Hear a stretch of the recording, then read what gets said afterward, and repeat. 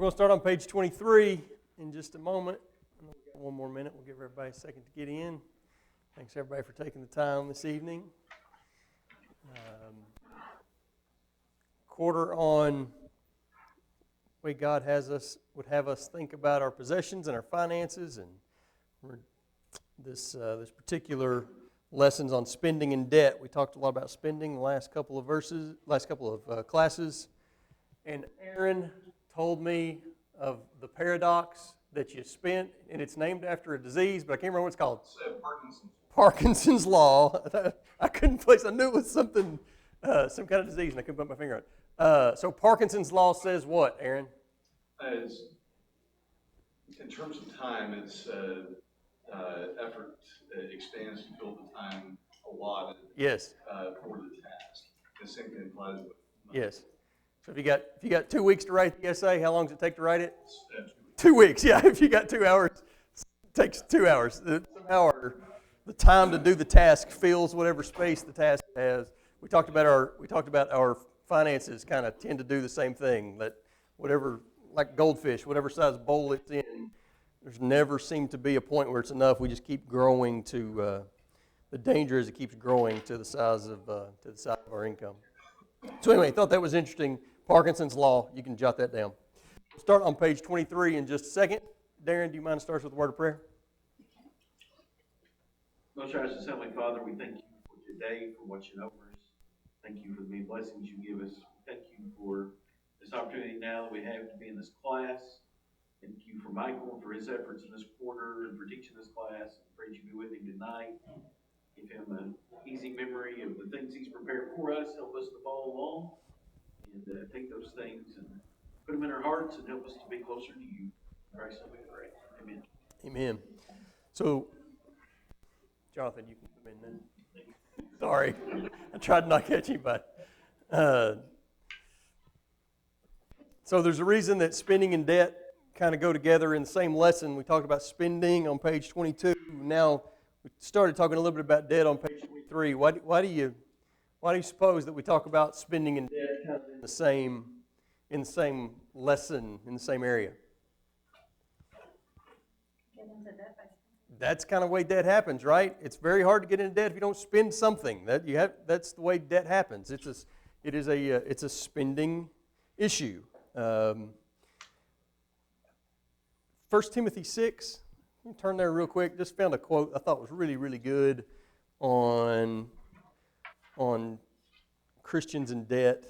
We're going to talk a lot about contentment later in the quarter, but thought this might be a good place to talk about it as well. Here's the quote. The first step in money sanity is really surrender. Addressing debt does not begin with financial education. It does not begin with budgeting. Those things are useful, but addressing debt truly begins with surrender. It's not fundamentally overspending. It's fundamentally contentment. 1 Timothy 6, verses 6 through 10. Somebody doesn't mind. Now, godliness with contentment is great gain. We brought nothing into this world, and certainly can carry nothing out. Having food and clothing with these, we shall be content. But those who desire to be rich fall into temptation and ensnare, and many foolish and harmful lusts, which drown men in destruction and perdition. Stop there just a second. So we often take these verses and talk about different kinds of sins that temptation and desires can fall into, and I think it's perfectly valid to use that application in a lot of different ways. But I'm going to ask him to read that verse one more time. Think about verses 6 through 9, 6 through 10, in terms of debt. Put that filter on for just a minute. Look at it through the lens of debt, and read these verses again, if you don't mind. Start over at 6. Now, godliness with contentment is great gain. For we brought nothing into this world, and certainly we can carry nothing out. Having food and clothing with these, we shall be content. But those who desire to be rich fall in temptation and snare, and its many foolish and harmful lusts, which drown men in destruction and perdition. The love of money is a root of all kinds of evil, for which some have strayed from the faith with greediness, and pierced themselves through with many sorrows. Any kind of different thoughts if you read that with thought about debt in mind, thought of the lens of debt? Those verses read differently to you in any way? I know we've read those verses before. Well, debt is one way that the temptation of the rich can lead to a snare. Yes. That's so there's passages about debt being slavery, trap, and so if you applied that part and plunging into ruin and destruction, how many people have been ruined by debt that takes them over? So there's definitely deep spiritual implications to that passage, and I don't want to take those away, but just very practical as well. This could be just practical about what lack of contentment can do for us in a very practical financial way. Because it doesn't say, maybe you've heard this point before, it doesn't say that being rich is sinful, right? But those who desire to be rich, well, that puts a little different spin on it in terms of debt. It's not the thing that causes the problem. In this case, it's spending as if you had the money to buy the thing. Those who desire to live like they're rich fall into temptation and a snare. So, again, there's a contentment piece here that definitely matters and we need to keep in mind. But why do spending and debt go together? In my judgment, that's the reason. Okay. We read the verses from the top of page 23 last time. And before we kind of get into the questions, there's a question that I didn't ask in the material that I'm curious about your answer to this. Does the Bible condemn debt?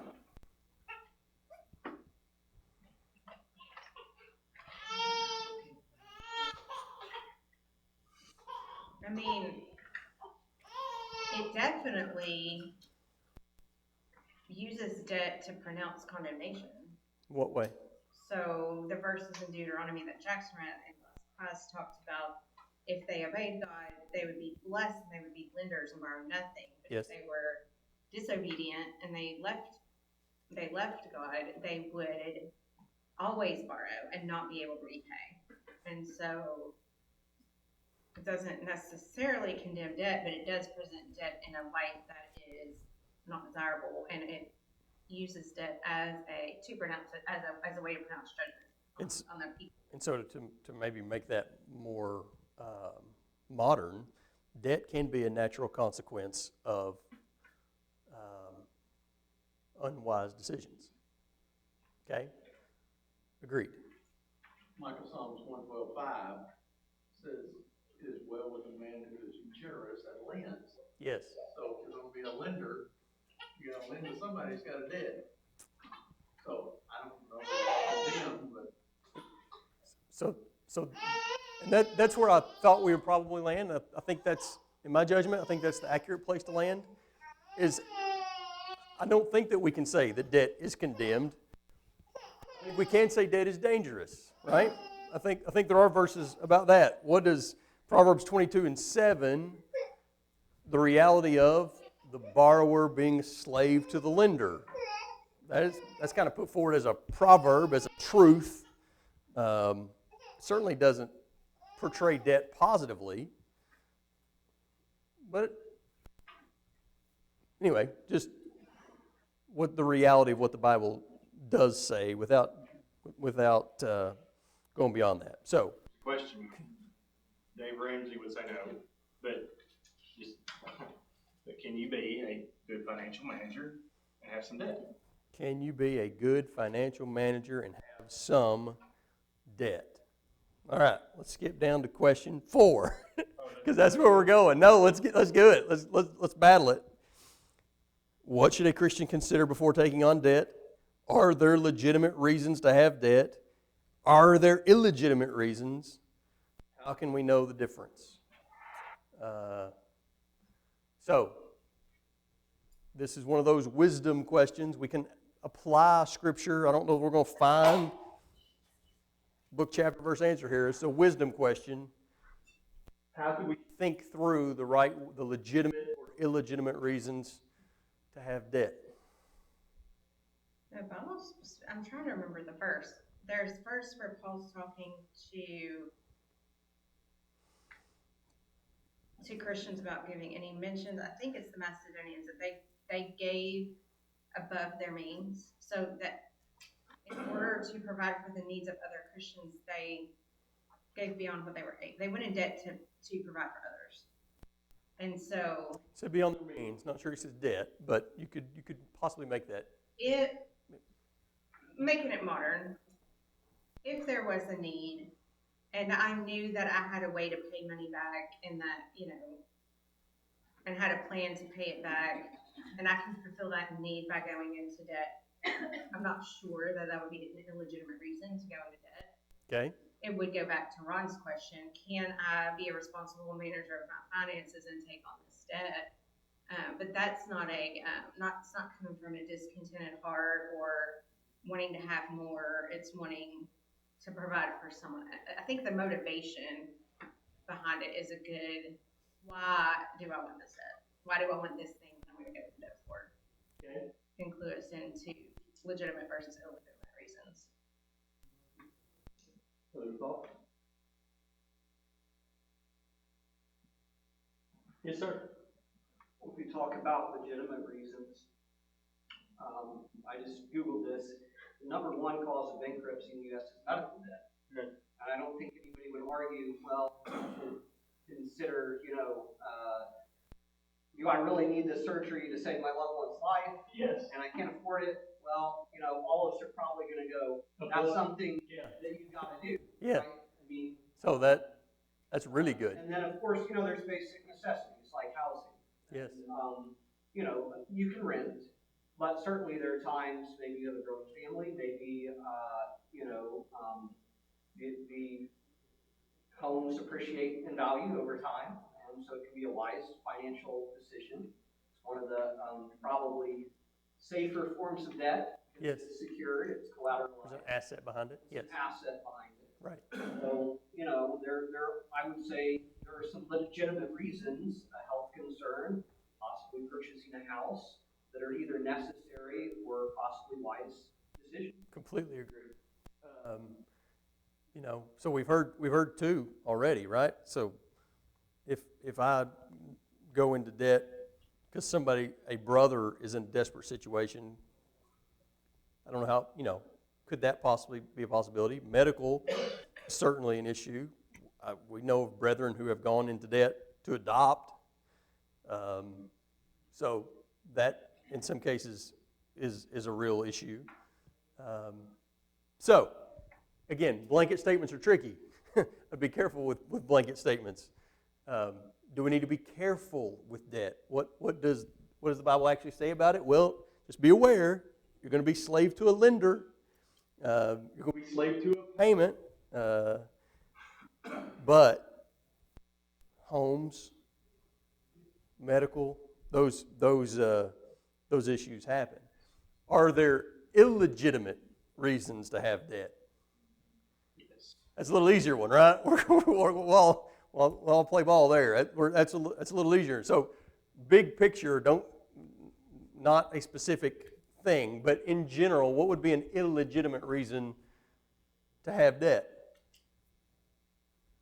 I wanted to go shopping. Yeah, right? I have the money to do it. That is a 1 Timothy 6 issue, right? That there's a contentment issue, a desire to have more issue, a spending issue that turns into consumer or credit card debt. The average American, we asked this question in the very first lesson. There's no reason that you would remember the answer.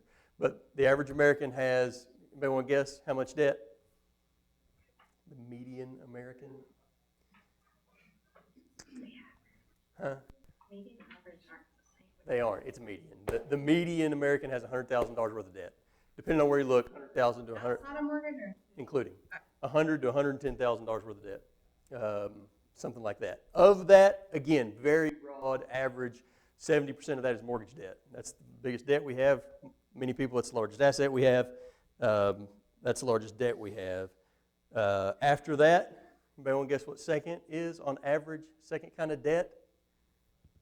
Vehicle? 3 good guesses. None of them are right. Actually, second, Student. student loans. Yeah. And so is that, Now that's a really good question, right? That comes to a really hard judgment, wisdom question. Is that, and I tried to write the question the way I thought about it, is it worth using God's money to pay interest on this debt? I think that's the question about all these that we're kind of forced to grapple with. I do not have a prescription for that. I don't. But is it worth God's money to pay the interest to have this thing? Because over the life of the house or the life of the car or the life of the student debt, we're going to pay thousands of dollars worth of God's money. What does that look like? I think those are really, really hard questions. Okay, you asked it, so you get to answer it. What's your thoughts? Well, what do you mean? Those are good thoughts. I just like to blindside him occasionally, just keep him on his toes. No, I mean, I think those are all good answers. I mean, I was going to say, to me, illegitimate was like toys. Like, Yeah. I mean, I literally know individuals who, I mean, people would kill to have possibly the income they have. And I feel like they are way more suffocating financially than many people who don't make near that because of the things they buy that they really can't buy. I know doctors who still have student loan debt and they're 50 years old. Sure. And you look like, well, it's because they have huge student loans. Well, maybe. Or maybe it's because you have a $2 million house. I'm just saying stuff like that. So there's illegitimate reasons. The ones Mickey brought up, that's a tough one for me because, then you're like, is it situational? Because do you get into as nitty as the degree? Is it like a worthless degree that you now put your family in detriment for? What qualifies for that? And, there's stuff like that. How's God benefiting? Correct. How Is is it God working? God's? Right. So, but the two that were in my mind was the ones that were brought up earlier was the house and the medical. So that's what I took. I was like, to me, is needs and essentials always a thing God has allowed for to go into debt? Yes. When you read verses, it doesn't say exactly that's the case. So it's still a tough question for me. It's wisdom. Yeah. It's not. Yeah. Daniel, you had another comment? I would consider education an investment. And investments can be poor decisions, Yes. or they can be good decisions. Yes. The Bible talks about investing in many different things. Perhaps one of your investments will prosper. Yeah. Cast your bread upon the waters, right? Education, I think it is situational. Like was mentioned, you have to look at the degree you're getting, and you look at how employable is it, and how much debt you're taking on versus what is the average salary for that Sure. job. And so it's a hard decision, but I think you just have to think about it and do your due diligence before you decide to sign on that line. And a lot of young people, they don't understand. They Yes. don't understand what they're signing, Yes. and how long it's going to take. And of course, it's one of the hardest debts to get rid of if you can't pay it. Yes. And, I think the goal of the class, not to answer the question of is this specific kind of debt legitimate, I think all great conversation, are we considering whose money it is when we make the decision? And I think that is ultimately what we all got to grapple with is if it's all God's, then God's paying the interest here, in some ways. So am I comfortable with that? Does that make sense? Is it still a good investment? Is it still a good spend of God's money? Am I going to achieve God's ends if using God's money to pay the interest on this thing? Luke 14:28, we're all familiar with it. So I don't think it's out of context, right? If you're building a tower, you better count the cost. That's true in so many places. If you're getting ready to take on debt, you better count the cost. Go into it, eyes open, understanding borrower, slave to the lender, values contingent, debt's forever, all those things. Is this worth spending God's money on? Really good stuff. Other thoughts or considerations anybody had in mind in those questions?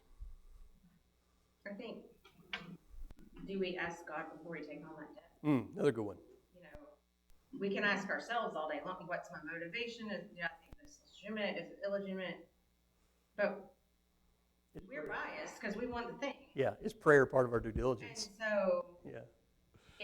am I praying that is this a good investment? Guide me in, making this decision. If it's a good investment, help me have wisdom in how to pay it back, provide the means to pay it back.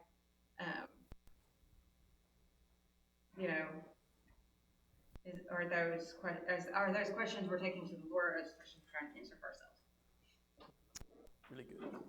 I think, is it our financial class that was like, before you make any purchase, ask God if this is a good spending decision. And that's humbling when you're on Amazon, right? If it's all God's, then every spending decision is a spiritual decision, right? Karen? I don't know if anybody mentioned this, but in Luke 12, verse 15, Jesus says, "Take heed and beware of covetousness, for one's life does not consist in the abundance of the things he possesses." Yes. And then he goes on to talk about the rich fool wanting more and more, so he built bigger barns, he built bigger barns, and because he wanted more, and then, Jesus then says in verse 20, "Fool, this night your soul will be required of you, Yes. then whose will those things be which you have provided." So in this country, anyway, people just want to look as good as their neighbor. Yes. So they want more and more. They just don't want to be content with what God has already given to them. Yes. 1 Timothy 6, right? It's exactly right. We can learn from the younger generation in this aspect awesome, because they have seen their parents, their grandparents constantly raise the bar of standard of living, what we need to be happy, what we need to be comfortable, but not necessarily seeing, I'm happier than my parents were, I'm happier than my parents were. And so there's an attitude among young people today that I want enough to eat, house my family, have what I need, and not have to struggle. But it's not worth the debt to just keep buying more. I want to enjoy my life. I don't want to be married to a job that I hate, to pay the debt on things that don't make me happy. And so if you pay attention, talk to some college age, early 20s, I don't know what generation are you? Gen X? Gen Z? I'm Gen X. Gen Z, not millennials, the next one, Gen Alpha, about their views on that. Sometimes they get a bad rap because it looks like they don't have work ethic, and is it really a lack of, I'm sure some of them don't, but is it really a lack of work ethic, or is it really some wisdom that looks generationally and sees, my parents worked so much harder than my grandparents to have more and give me more, but they weren't really that happy. That chase made them anxious and sad and worried. And so it's interesting. I'm going to be interested to see what happens with that generation as we get older. And I think that within the church, that's why we got a responsibility to teach either side of that, right? Some of it is work ethic. You got to teach that side. How do you also teach the contentment side?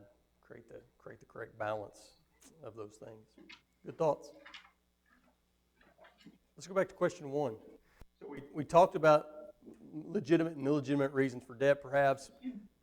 There is a core question that I don't know that we've answered exactly is, and maybe it's not exactly in question 1, why do we think the Bible cares?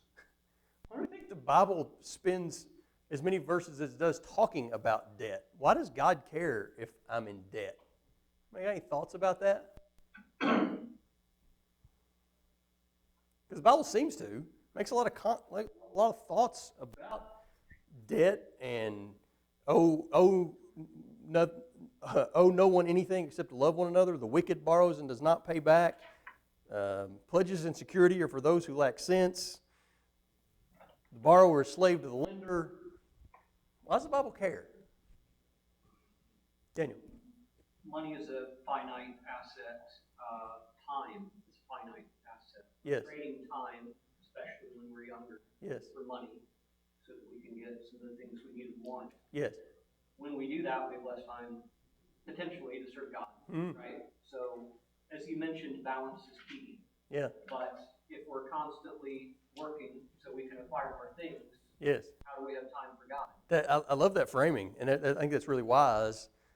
There's something that the borrower is slave to the lender, right? Is that when that debt exists, there is less freedom to do perhaps what you might otherwise have opportunity to do, because you are enslaved, you are bound to a debt.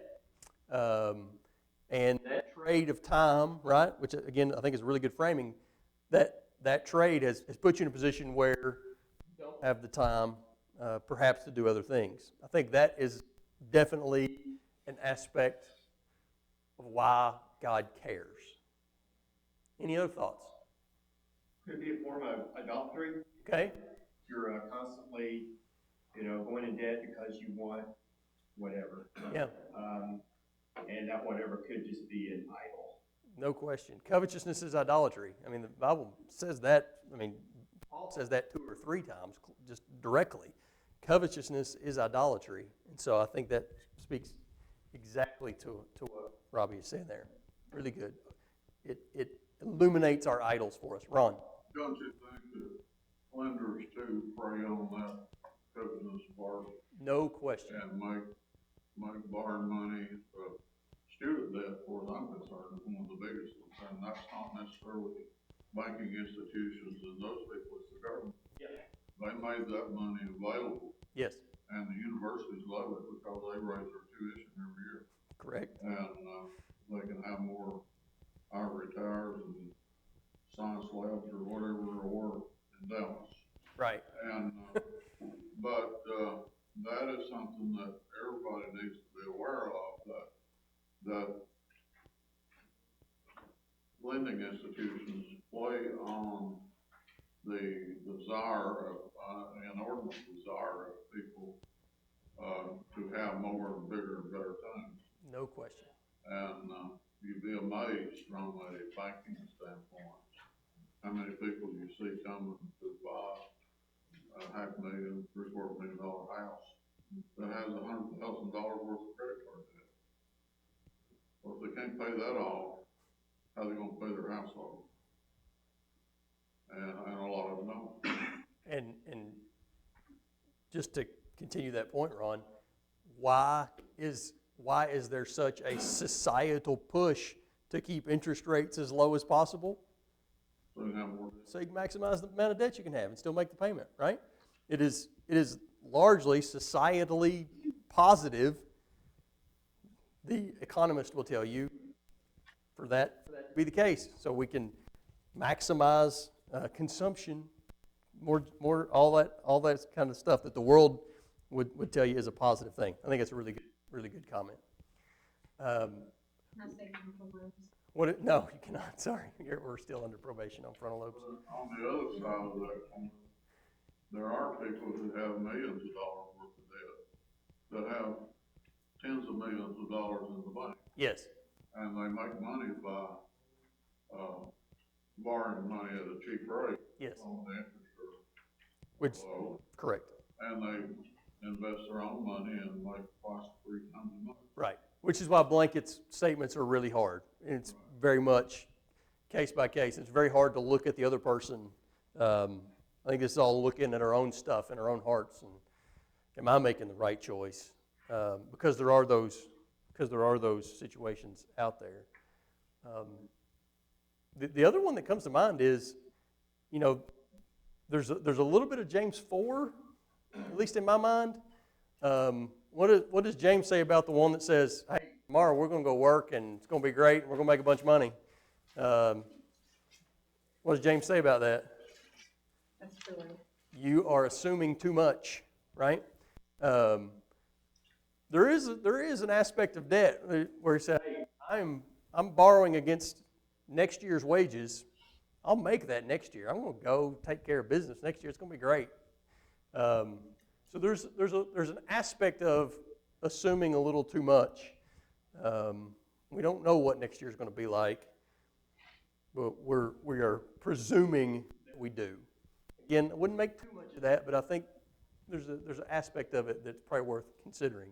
And if we get ourselves into a debt situation that is very serious, and we do have life situations that make it impossible for us to pay off the debt, then we put ourselves in the situation of Psalm 37, the wicked borrows and does not pay back. Ugh. I think God doesn't want us to be in that boat, right? For us to make wise decisions where we don't end up in the Psalm 37:21 situation, the wicked borrows and does not pay back. Solve that problem too in the lending situation, where somebody might have a debilitating illness or even death. Yes. You make them have insurance. Yes, correct. It's a wise, right?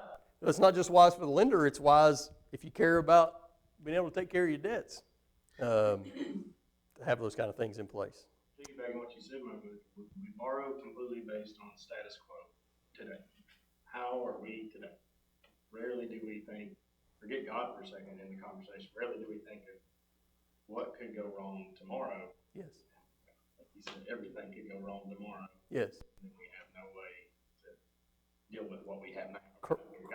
Correct. And I don't want to make, I don't want to make Christians out as doomsday, it's going to, but if we presume too much in the future, we're playing God a little bit, there's a danger of that. There's always a danger of not being able to pay.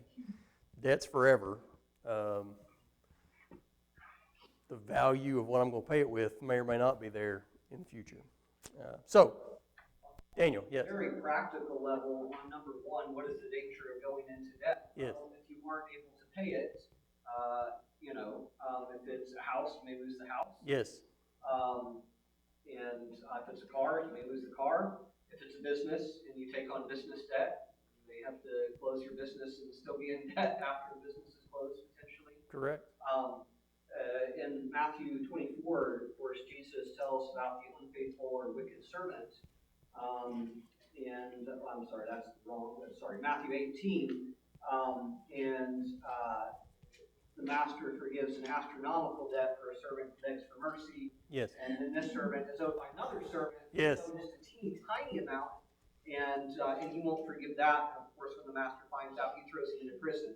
We don't really have debtor prisons in America, but sometimes people get caught up in debt and commit fraud. Yes. And then they are thrown into prison. So, No question. on a very practical level, it can cause you to lose what you have. And even relationships, right? That ruins relationships. Number 1 or 2 causes of divorce, right? Financial issues ruin relationships. So I had a very good friend in high school who, long after high school, started a business, and business failed. The debt was overwhelming. He killed himself. Talk about devastation to a family, to a broader community. It was a debt, fundamentally a debt issue. So debt's dangerous. Not condemned. We go into it with our eyes open. Yes, sir. You've used the phrase God's money. Yes. This isn't our stuff. Yeah. And I think when you frame it as being stewards of God's stuff, it changes kind of how you view money. And, there's a sense of going in today, you haven't been a very good steward of blessings. And also with that, God's steward would indicate there's some sense in which I have to use this in a way that He would approve of. Yes. That's what stewardship is, right? Would the master approve of this? I think that's the question. So. That would be a good question to ask if you're facing the need to go into debt, to reflect, like, look forward, can I pay this back? Am I presuming that I'm gonna get that raise? And Clark was rolling the swimming pool, right? But also looking backwards, am I having to take on this debt because I haven't stewarded well? And if so, is this the right answer? And sometimes it is, unfortunately, but what am I gonna do differently so I'm not back here again? Yes. We know people who have done just the cycle of borrow and bankruptcy, and don't seem to catch on that something needs to change. Yes. So, every situation is unique, but examination. Bible doesn't condemn debt, but it does say you better go into it with your eyes open. It's dangerous. We got plans predicated on perpetual debt, we better be very cautious of that, because the world would have you believe that is leverage is the way to win, to get there. I think the Bible would speak a little differently. Question number 2, there are some specific kinds of agreements that are condemned and are warned about. What kind of arrangements are those? Co-signing, I think, would be our modern term for that. Bible says, be aware, like all the red flags, all the alarm bells, all the flags. Pledges and security, Proverbs 17:18. Pledges and security are for those who lack sense. Do not, Proverbs 11:15, put up security for a stranger. We might not for a stranger. I think that's maybe strong, but be aware. So, why might the Bible feel even stronger? Karen, go ahead. Here's a story about I'm ready. signing even for your own children. Yes. Our oldest is fallen away. Yes. All of our children got a debit card from the same bank that we bank at, and somebody had to co-sign for them. Yes. Our oldest one, I didn't know years later that she still had that debit card. Mm-hmm. What I would do is we would put money on that debit card for each of our children while they were in college. Sure. The other two had up those debit cards. She did not, and I did not know she wasn't paying back the debt. Mm-hmm. I had co-signed on it. Yeah. I never got a bank statement, but her bank statement always had my name under her name. Mm-hmm. We banked at the same bank. I lost my good credit, and they closed out my credit card because hers wasn't paid off. So I paid hers off, but it still gave me back credit. Yes. I never got an apology. That is a sobering story, right? So, that in our minds, again, why does the Bible care? It's a terrible story financially. Why does God care? Usually if a cosigner is required, it's because that person has taken on debt and not repaid it. And if that's wickedness, then we're co-signing ourselves to that wickedness. I mean, really, if Sometimes. Agreed. we have to think about why would a cosigner be needed? That's a And there are valid. legitimate reasons, like it's a kid who needs to establish credit, right? And we help our children to do that. But usually it's because they have bad credit or no credit. Agreed. And so are you gonna, it tells you not to do it for yourself, you're gonna do it for a stranger or someone who, you're just aligning yourself with foolishness. So, I think co-signing especially for a stranger, neighbor, whatever, you're kind of co-signing without plan. There's no plan. It's blind. You're doing it based on their blunder debt, not what you have planned, whether it's God or not involved. There's no plan whatsoever. yes. To me, that would be the biggest warning sign here. I don't know. I'm sure there's what God's mentioned that. But to me, that's one of the bigger ones. Like you are literally signing off on somebody else has made plans to go into this debt. It's not even a legit reason you're going into this debt. Yes. It's for somebody else that you're going to cause you a detriment. So I'll go back to Jackson's comment and run along with what you said. I don't think God is just giving us financial advice here. Perhaps that's part of it. He wants us to make sound decisions. But so I think maybe to Jackson's point, we are risking some of God's stuff on somebody else's decisions. When you frame it like that, kind of maybe makes me think about it differently. Again, just one of those situations the Bible would say, go into with eyes wide open, that God's stuff is being put at risk for somebody else's decisions and discipline. that they perhaps don't have. Okay, a couple more questions we hopefully have time for quickly. Dangers of being a lender. So, Deuteronomy talks about if you're blessed, you may have the opportunity to be a lender. That was one of the blessings that God talked about on Mount Gerizim. We said last time which one was good, which one was bad. I can't remember. I think it was Gerizim. Pronounce the blessings. One of those blessings was the ability to be a lender, but what issues can you see coming into play if you are blessed to be a lender? What might happen? You might not get paid. Then what will you do? You got a whole bushel basket full of theological sticky questions to handle.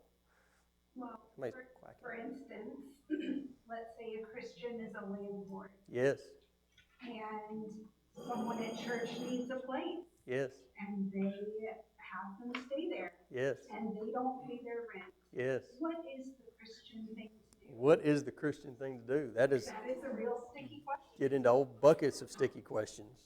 I tell you a verse that was referenced in some of my study here that I don't think that I've fully contemplated is Matthew 6:12. It's pretty simple, but again, it's one of those verses that certainly has deep theological impact, but it also just kind of says what it says.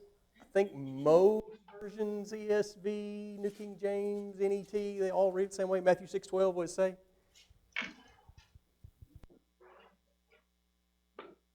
Forgive us our debts as we forgive our debtors. Pretty simple. We probably recited that if we learn the Lord's Prayer at some point. Forgive us our debts as we forgive our debtors. And the Bible is full of duality. Yes, So what about the verse that says, if a man doesn't work, neither shall he eat? yes. Right? So, No, landlord. I think there's conflicting principles at play, and that's what makes it really challenging, is the Bible would teach accountability and pay what you owe, and Psalm 37:21, the wicked borrows and doesn't pay back. So there's that principle of accountability, and then you got this principle of forgive us our debts, so we forgive our debtors. Deuteronomy 15, we don't have time to do this, but Deuteronomy 15, first 11 verses, in the old law, if you had a loan to a brother, what happened every 7 years? It went away. It wasn't like it was 1 year, same as cash, no interest. It was the loan went away.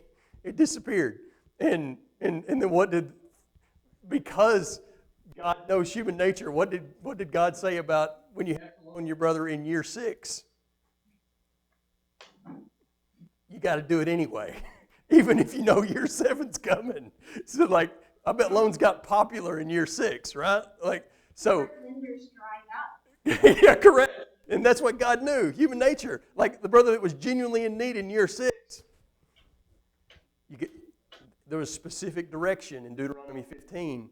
When that happens, you lend to that brother, understanding that next year that loan's going to be forgiven. By the way, there's also, if you want to go down a great rabbit hole, there was a Pharisaical device that was used in the first century to avoid this specific issue, that you could give your debts over to the judge so that the judge could collect on your behalf, and that was no longer, that was allowed. It didn't have to be forgiven. So there's always a workaround. They always figured out a workaround. So is that when it says, when you lend generously, is that more what it's talking about than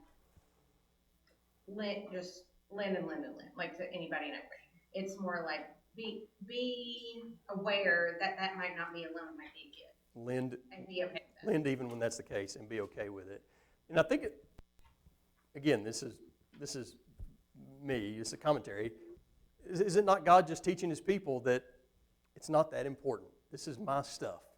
And if your brother needs it and you lend it and you don't get it back,